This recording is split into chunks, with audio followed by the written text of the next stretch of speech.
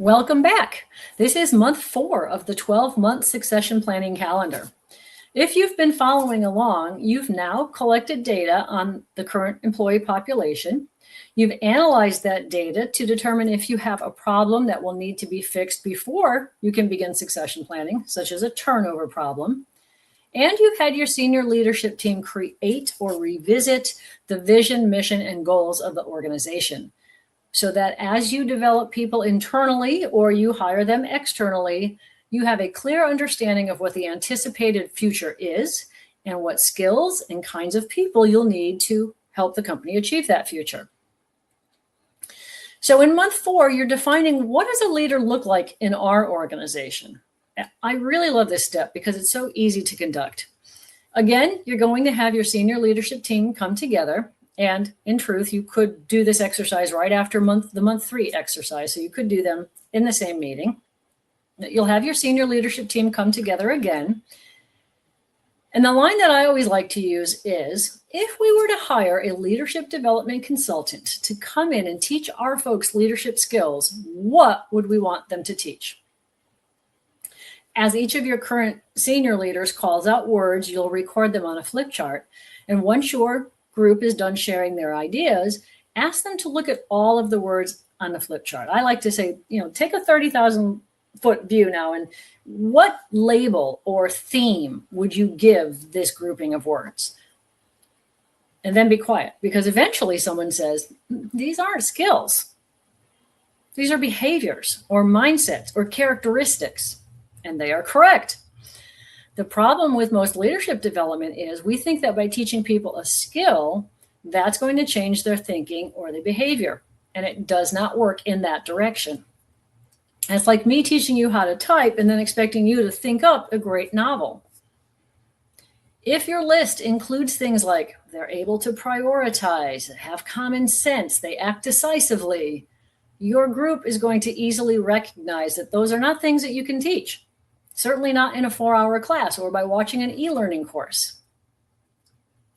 Another way that you could conduct the activity is by downloading our starter list of leadership words, and I'll put the link to it in the description below.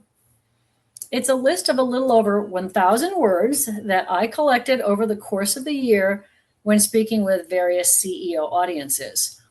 And a few months into the activity, I realized these words are so diverse. Everybody's leadership definition is different. So I started to collect them.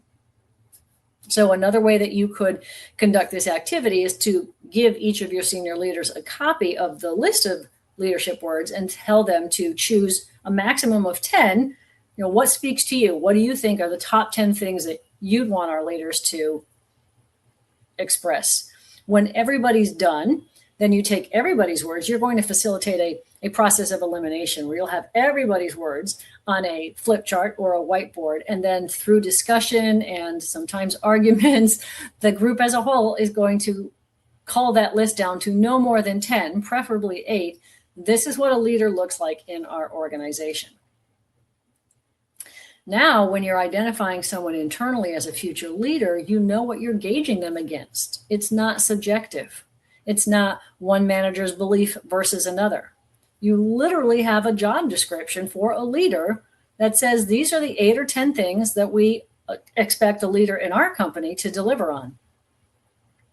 The other real benefit of the list that is specific to your company is when you do find that you have to hire someone from outside the organization, you know who you're looking for, right?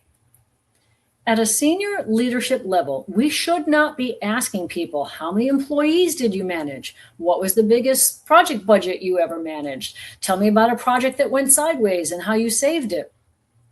Those questions are important, but this is the wrong audience. If you're hiring a senior leader, they're not doing the work anymore. They should not be doing the work anymore. They should be leading others in getting the work done. It's a shift. It's a different mindset. So you'll want to know, does this person have the right leadership qualities to fit within our culture? Because there are plenty of stories of companies who've been upended by people who come in and shake things up, right? They do it their way because the company didn't take the time to look beyond their credentials and ask questions that would get at, are you going to fit with the way this company operates, with our culture.